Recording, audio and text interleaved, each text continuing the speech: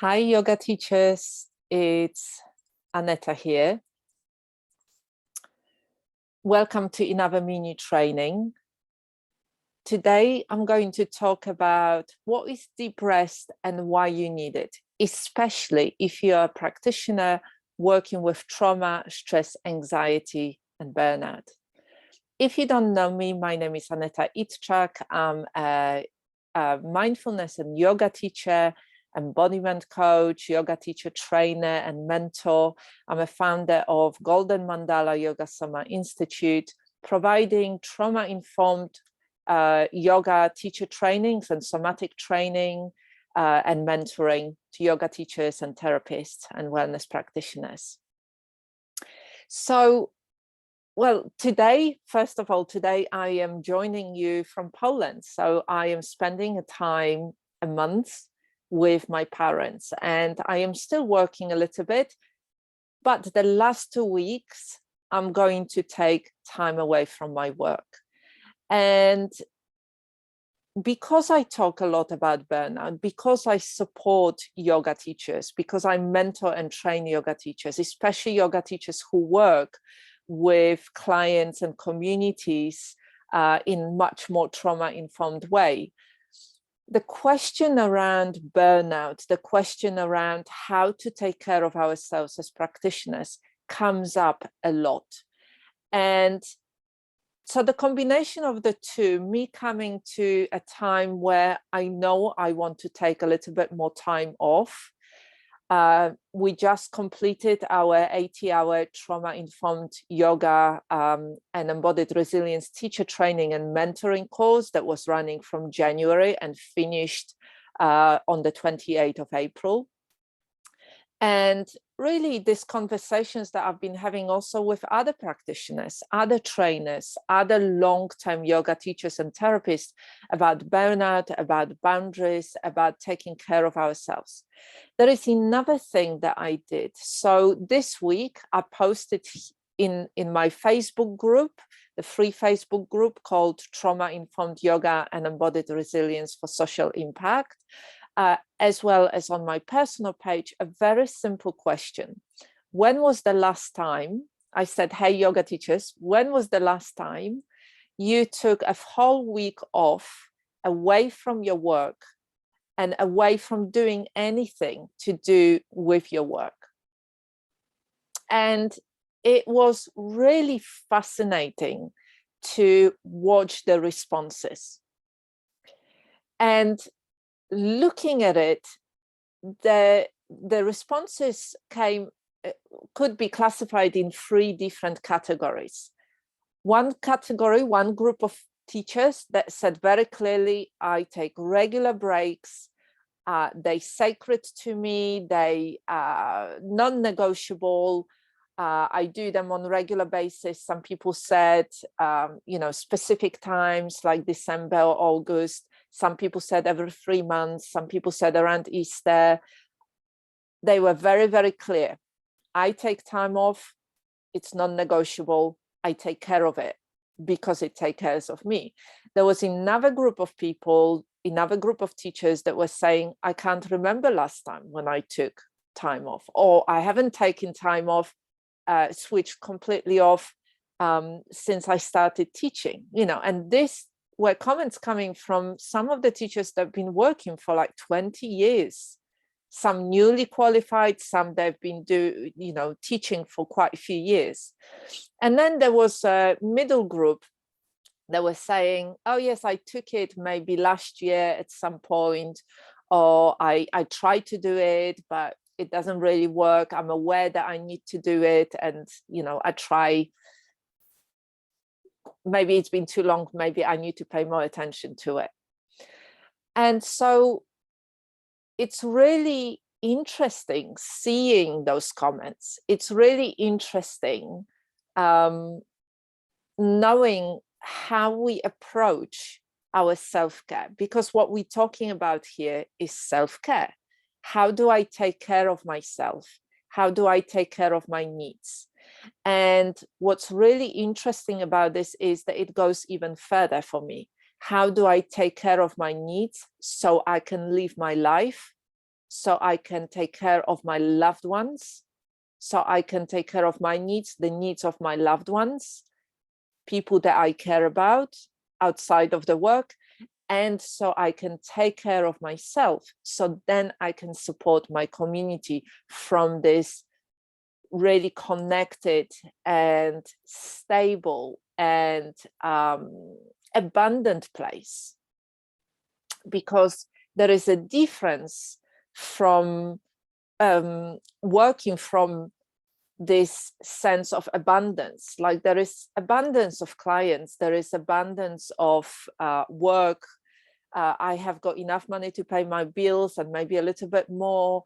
I can plan ahead, so I can rest knowing that I've done good work, and this is time for me to step back to really take care of my needs, as opposed to I can't take care of work. I can't look after my needs. I haven't got time. I'm in survival mode. I have to keep going, keep going, keep going.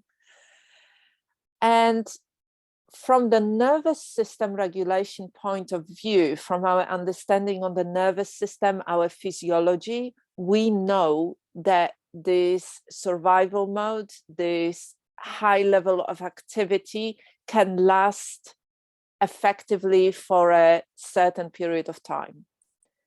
And then it becomes too much. Then we often go into what we call burnout, what we can call shutdown mode of the nervous system.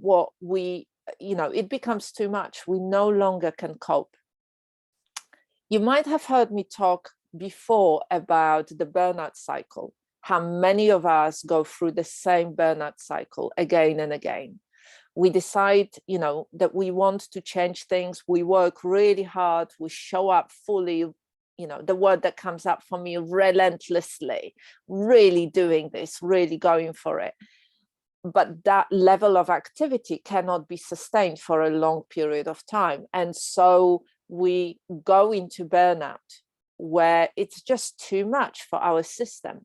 And we have to go into shutdown in order to conserve the energy, in order to recover a little bit. And then once we've given ourselves enough time to recover, many of us, instead of looking at ways to do it differently, we go back into, this time I'm going to work harder. This time I'm going to make it better. This time I'm going to give it my all, and off we go. And so one of the things that I really want to say, and interestingly, earlier I was on the call facilitated by somebody else with a group of other professionals, counselors and therapists and people working in the kind of healing professions, yoga teachers. And we were talking from the perspective of trauma-informed approach and compassionate approach.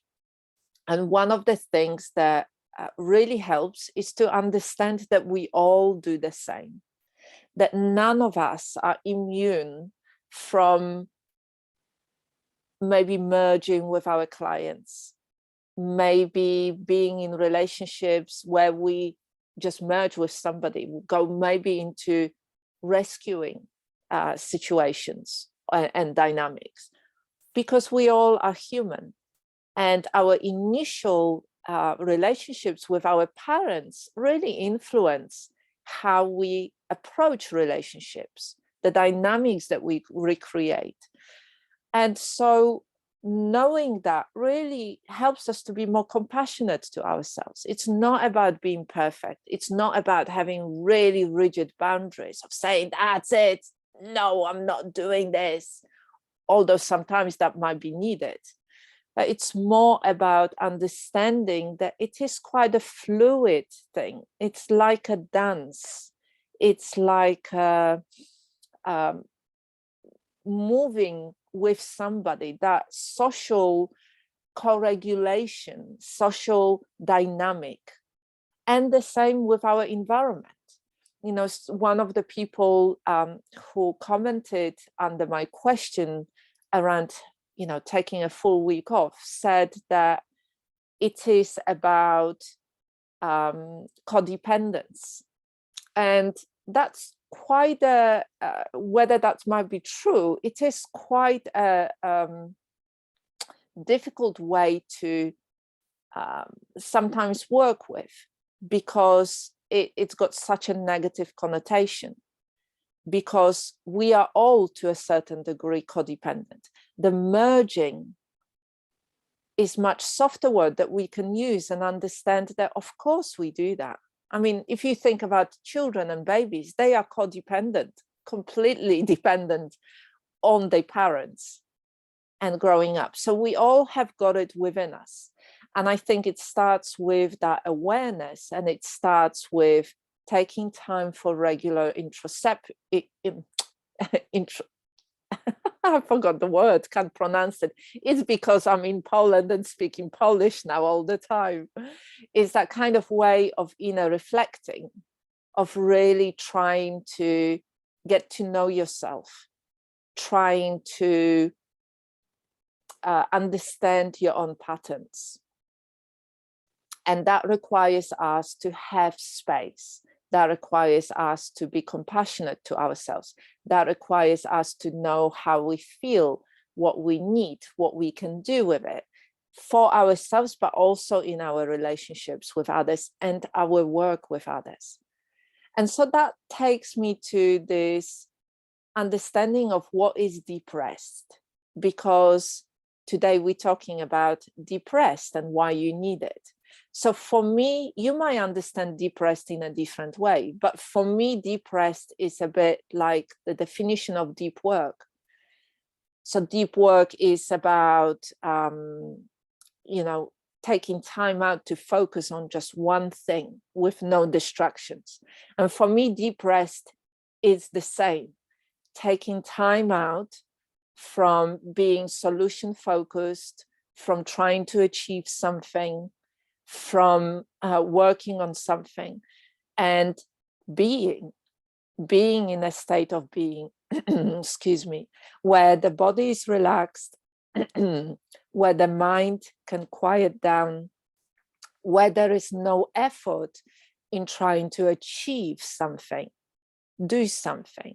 So there is no work activities, there is no end, there is no thinking about work activities, apart from maybe occasionally where it comes and you notice that you've gone into this part of you that is like planning and sorting, because that will happen. But allowing yourself to become more fully present within your body, within your environment. And that's why deep rest for me usually comes with being in nature, being really connected to my environment and the rhythm and the cycles of the environment,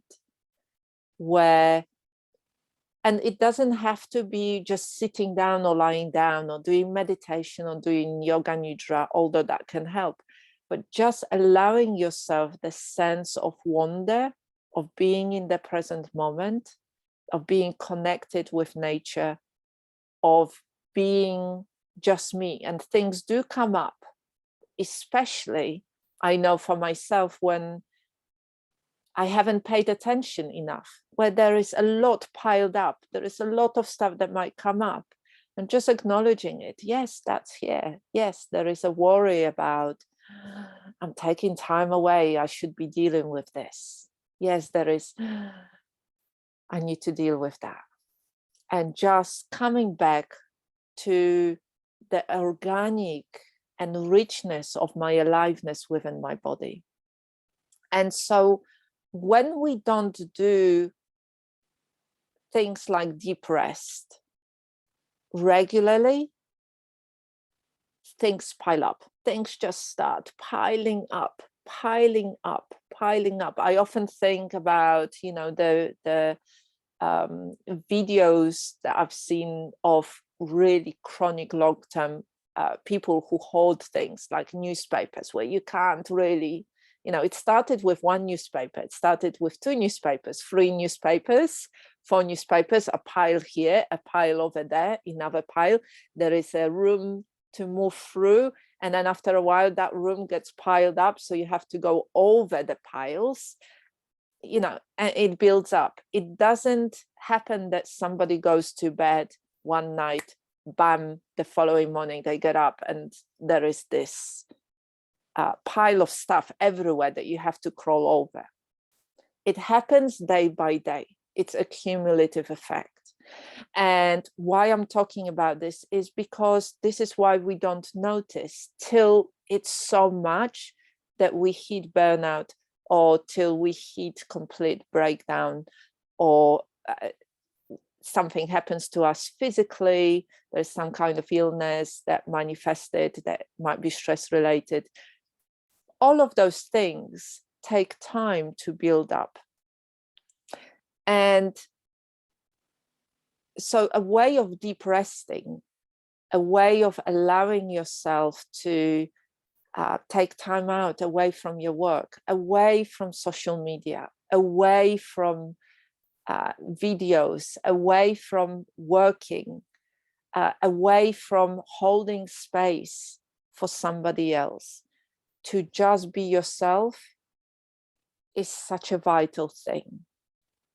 Especially, as I said, if you work with people who have experienced trauma or long-term chronic stress or anxiety or burnout, because energetically and emotionally, it's much more challenging. It takes much more of a toll on us. And those longer periods, so for example, a week or 2 weeks on a regular basis might be what's needed for the whole system to calm down, for the whole system to rebalance, for the whole system to readjust. Shorter breaks and longer breaks, our daily practice and our time to connect with others, to connect with ourselves, to connect with others, and for somebody else to hold space for you. So my question to you would be today to really take a little bit of time to reflect on the question, when was the last time that you really took a break away, a full week away from working, checking social media, answering the calls, working on something?